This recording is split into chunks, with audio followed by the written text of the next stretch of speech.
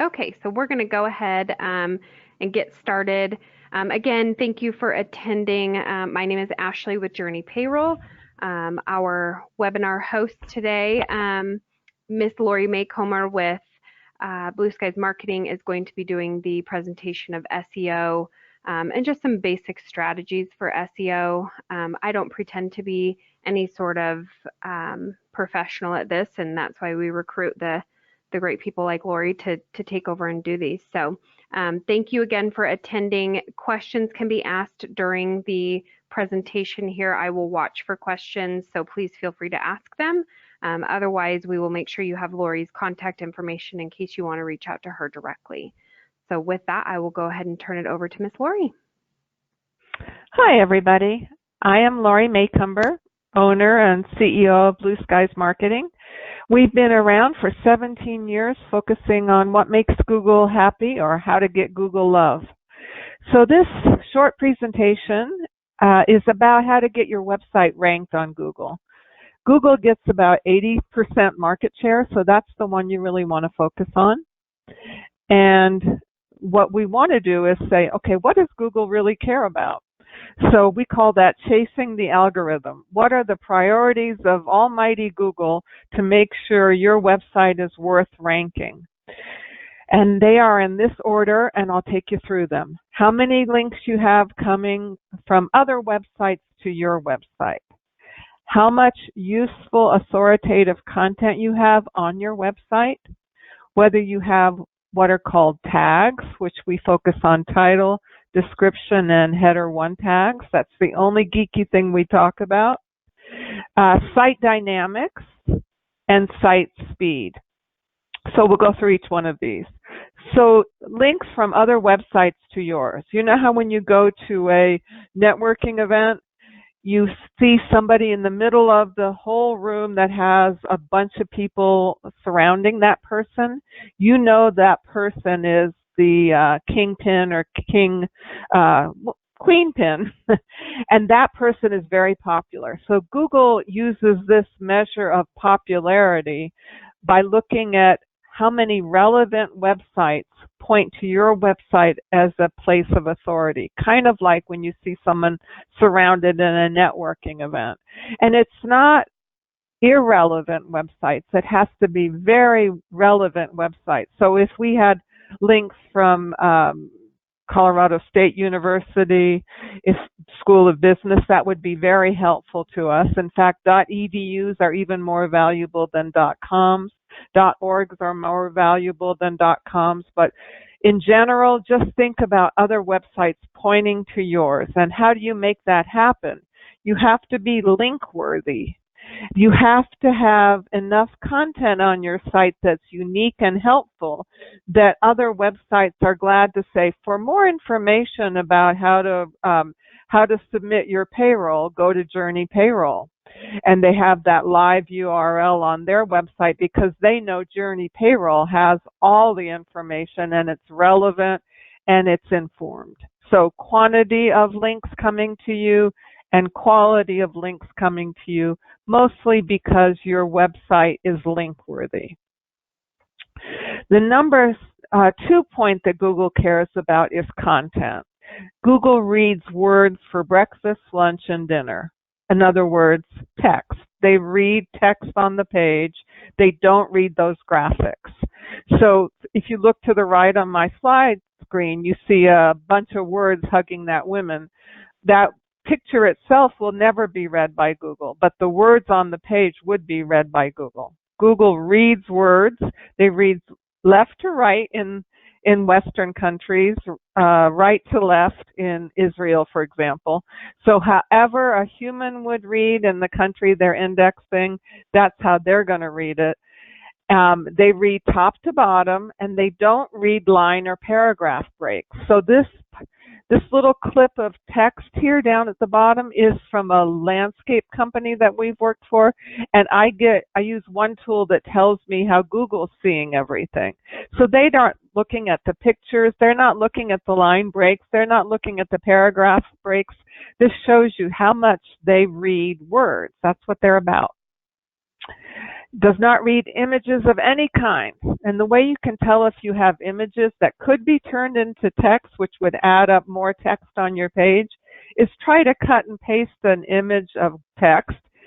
If it's pure text and you put it into Word, you paste it into Word, it will read as text. But if you can't cut and paste it, it's a graphic, and Google doesn't read graphics.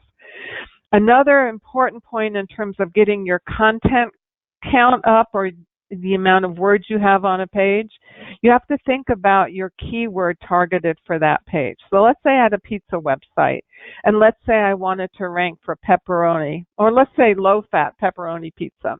So I'd need a page called low-fat pepperoni pizza, and I'd need to say that phrase 2 to 5% of the count of that page. So let's say there's 500 words on that low-fat pepperoni pizza page. That means I would have needed to say low-fat pepperoni pizza 10 times or more. And the reason that happens is because Google reads page by page, not website entire. So each URL of a website is a world of its own, and that's how the Google spiders are counting the amount of times you use that keyword on that page. It's called siloing the page. You do different keywords per different targeted page. And then when you're trying to get to that 2% keyword density at a minimum, you find every chance you get to put it in your image captions, because those are words, in your anchor text, which is where you see the link to another page on your website. So click here for information on top schools abroad. That could be on the home page. The click here is your anchor text, but really what you're trying to rank for is top schools abroad. So that's that kind of thing where you see click here is called anchor text, and what you're trying to do is put your keyword in that anchor text, which tells Google, hey, go from my home page and go to my page about top schools abroad. And finally, you put your keywords in your tags. And I have this image here of our listing in Google. So we were ranking for web marketing company. So we use it in our title tag, which is what you see on result pages in Google as kind of the title, the heading. And then you see we have it crystal clear, those 3 words. And then the description tag, which is the blurb right below it. And there we have marketing. We have the web marketing company based in Northern Colorado. So we have basically stuffed this a little bit because we want to get Google's attention, and we know that it matters very much to them about our tags. And finally, we put it in our header 1 tag, which I don't have an image here of, but it's usually the big headline on your page. So on that low-fat pepperoni pizza page, your big headline on that page would be low-fat pepperoni pizza. You put it in your file names of your pictures. You put your keyword on what are called alt tags, which are when you scroll over an image, sometimes words pop up. Those are originally intended for accessibility, for people who are blind and they have their readers tell them what images are on the page. It also is a good chance to tell Google what image is described in an alt tag. So we're just trying to add up the use of keywords, targeted keywords on a page. You can sneak them into the testimonials that you already have on your site. When you're writing tags, which is the number 3 thing that Google cares about, you get a keyword character count. So going back to where I had welcome to Blue Skies Marketing, the web marketing company, that was all in the description tag. I only had about 150 characters, including the white spaces between those letters. So you have to treat your tags like a billboard on the highway. They have to be brief, but they have to do what's called get the click. It's enough for Google to find them, but that's not enough. You have 10 answers on a result page, so you want somebody to click on you rather than your competitors. So it has to be written pretty compellingly, and use your keyword phrase, but also make sure that you get the click. And just another rule, that's the only other geeky thing, that big headline on the page, you can only assign 1 big headline to the page. So you can use H2s through 6s, but multiple times, but just one H1, because what you're doing is tying that whole page, let's say low-fat pepperoni pizza, with a red bow for Google. You've got the keyword in your title tag, you've got it in your description tag, and you have it in your header 1 tag, which to Google makes all those 3 things a perfect match. And then you use the 2% keyword density rule of thumb, so everything is packaged for Google. Google constantly updates its algorithms, and a major change in their ranking algorithm is they went beyond just the words on the page to see in a human modeling exercise with real human beings to find out what about a layout causes people to go back to Google and do another search. Google doesn't like searcher dissatisfaction. If people come back to them, they ultimately will drop your rankings. So this is a way for them to tell a little bit about how easy and clear your navigation is and how people can sort themselves out on your site before going back to Google. Hopefully you don't go back to Google. And so Google's criteria is getting beyond words and saying, does your site keep people engaged? So we've talked about using inbound links. We've talked about content. We've talked about tags. I've given you a little bit of an update on how much Google cares about searcher satisfaction. And you have to ask yourself, why does Google care? Well, they're making $11 billion a quarter from the ads that run on Google. You might know of them as pay-per-click or Google AdWords or now Google Ads. That's $100 million a day. They depend on sites providing satisfaction, so the advertisers continue to pay for all those eyeballs. Basically, your site is Google's content in their enormous publication called Search. They're basically taking advantage of you for their own purposes, but since they are, you got to give them what they want. So we've talked a little bit about, we talked about content, then we talked about tags, but let's go back to content a little bit more. You know, I blithely said 500 words on a page. That might seem like a lot, but that's the bare minimum, not on the home page. The home page can have just a few words because think of the home page like a welcome mat to your whole website. But the whole house has many rooms, and each of those rooms, i.e. pages of a website, do need to have 500 words or more because Google, in terms of ranking priorities, puts a heavy weight on how many words are on a page. And that makes it very cumbersome for a designer, a human designer who wants to get human interest. And there's the battle between Google and humans. Humans like to scan and Google likes to gobble up words. So you have to have a happy medium. I always say, think about how USA Today lays out their newspaper. They have a lot of eye candy, a lot of graphics, a lot of white space, and they manage to shoehorn in multiple words, 500 words or more, but they get the critical information above the fold and reminder that Google reads left to right and top to bottom. So you can have a lot of paragraph breaks, short sentences, make it easy for a human to scan and to have Google have all the words that they'd want to gobble up. So we've talked about inbound links, we've talked about tags, we've talked about content, meaning words on the page, and we're also going to, point number 4 is site dynamics. How often do you keep your website refreshed? A lot of companies will build a website and then forget about it. They don't have blogs, they don't have any price updates, they don't have any new pictures, they just leave it and forget it.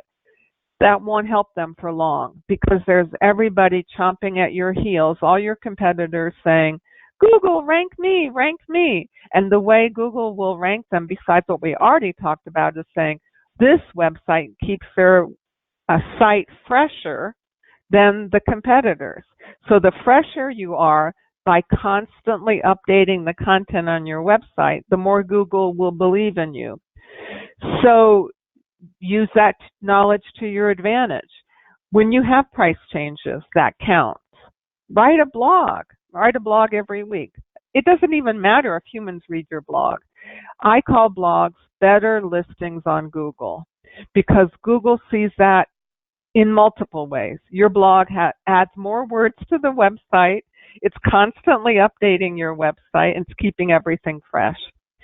So another hint is to use your targeted keywords in everything that you produce. If you do an offline newsletter, turn it into a PDF. Make sure your keywords are in that newsletter and you're golden because Google sees, oh, they added a newsletter. They care about their site. It's like if you were walking down Main Street or College Avenue in Old Town Fort Collins and you saw the same window with the same dusty old mannequins that never changed clothes. Eventually, especially because of its dark window and you can't even see inside, eventually you'd say, oh, that business is out of business. Well, that's the same kind of thing Google's looking at. Is this business legitimately interested in being ranked, or should we give that day in the sun to your competitors? Everything you publish, every press release, every flyer that you produce that you put on your website, every time you put anything on your website, it shows Google that you care, that you're not going out of business. Some interesting statistics. Every day, Google receives over 3 billion searches. That means users are entering, 15% of those terms Google's never had searched before. 15% of those 3 billion searches are brand new to Google. That means 450 million search terms never occurred on before that day. So it's constantly changing, and Google is very much looking at adjacencies of your language. So how that affects you is you're thinking the words are not just there to have words. The words are there just in case people are thinking, let's say I said our keyword term was low-fat pepperoni pizza, but maybe some people are searching for diabetic low-fat pepperoni pizza, and Google's never seen that before, but at least you had diabetic on your page. You're kind of ahead of the curve. So just to say, Google's looking via artificial intelligence about the intent of a search and what people are truly, truly interested in. So they've always done what's called latent semantic indexing, which is if you're going to write about pepperoni pizza, on the same page you should write about things that are related to that. Don't just be hyper focused on a term. Talk about, use synonyms basically. And that is even more profound than ever before. So be relaxed in your writing, know what your targeted keyword is on that page, and then kind of wax poetic. Write whatever you need to do to make it a useful page for your humans and prove to Google that you know all about low-fat pepperoni pizza. And a reminder, Google reads a website URL by URL. And so let's say you had tomspizza.com/low-fat pepperoni pizza. That page lives unique in the world. Google doesn't look at Tom's Pizza. It's looking at tomspizza.com /low-fat pepperoni pizza.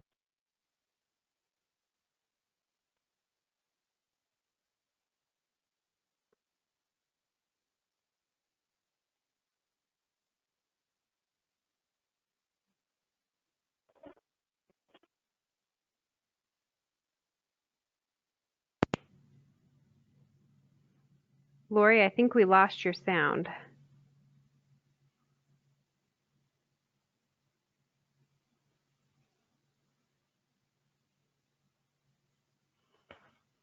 It might say, for more information on Sotheby's luxury properties, click here. That's the anchor text.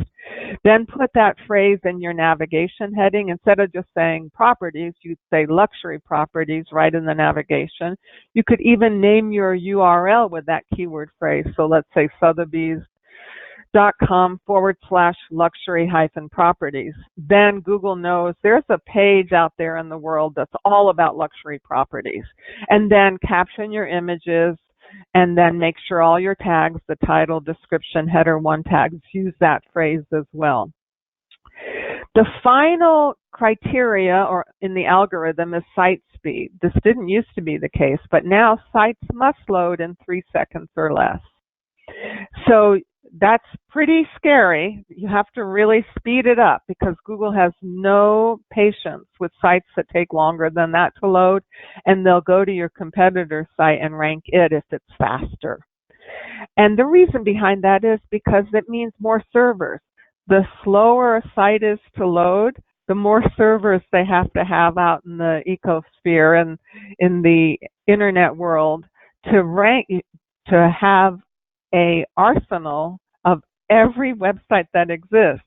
And if it slows them down in tabulating everything on that page, they will time out and they won't rank you. So if you want to know how your site is loading, how fast it's loading, you go to Google mobile site speed. That's a slow mobile site. That's right on Google. You can just Google that, Google mobile site speed, Pingdom, and GT metrics. And extra credit for getting Google love, avoid duplicate content. That means both internally and externally. Internally, if you have one page that's about low-fat pepperoni pizza and another page that's about low-fat pepperoni pizza with similar words, 50% or more, they'll cross each other out. Neither will rank because Google doesn't know which one to rank. The way to tell if you've got duplicate content on your own website is to use siteliner.com. It will analyze your full site and give you the percent duplication you have between pages. And there are times when someone will plagiarize your website. They'll pick up your content and use it to their own advantage on their website. Now you've made that competitor probably has made a huge problem because Google won't rank either of your pages. They stole the content from you. Now there's two of the same content out there in the internet, and Google doesn't know who to rank. So that'll kill you. It'll kill them too, but by then you're already dead. So how do you find out? You do regular checks online using this tool called copyscape.com to find out who's duplicated your content. And then you can take legal action to get it off. I've had several clients who have found they've been plagiarized. And that, in simple terms, is how you increase your rankings on search engines. That is the conclusion of this short presentation, but I have given you everything you need to know in short order of how to rank on Google. Most of it pretty non-technical, most of it very devoted to words.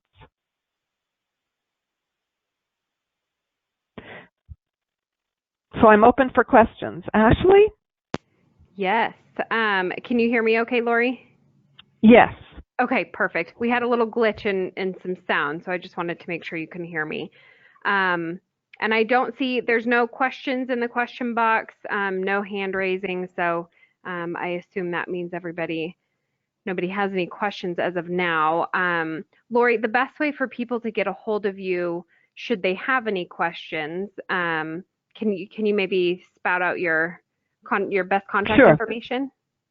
It's Laurie, Laurie, at Blue Skies, SKIES, and then marketing, all spelled out, .com. Perfect. Thank you so much. And just for everybody else's knowledge too, I have Laurie's contact information.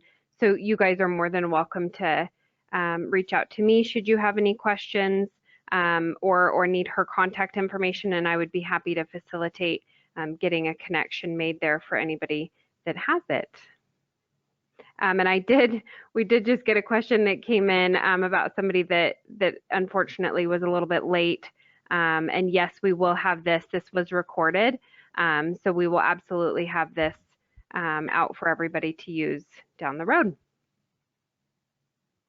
So if that takes care of the questions here, we will go ahead and wrap it up. Miss Laurie, thank you so much for your time, your knowledge on this. I can tell, from our experience working with you and all the help that you have given us over the years to get us to where we are. It is most certainly one of the most valuable things we've ever put money into. So, thank you Thank for you. always being there for us. But, for everybody else, please feel free to reach out to Laurie and even just see if you can take her out for a cup of coffee and pick her brain about things because I really want people to know how important this can be for their business. So hopefully this can lead to some great conversations and some more connections here. Thank you, Ashley. Yes, thank you guys. Again, if anybody has any questions or needs contact information, reach out to myself here at Journey or your payroll specialist, and we'll be happy to get you guys connected. And with that, we'll go ahead and end things. I hope everybody has a great rest of their day and a great rest of your week. Thank you. Bye-bye. Bye.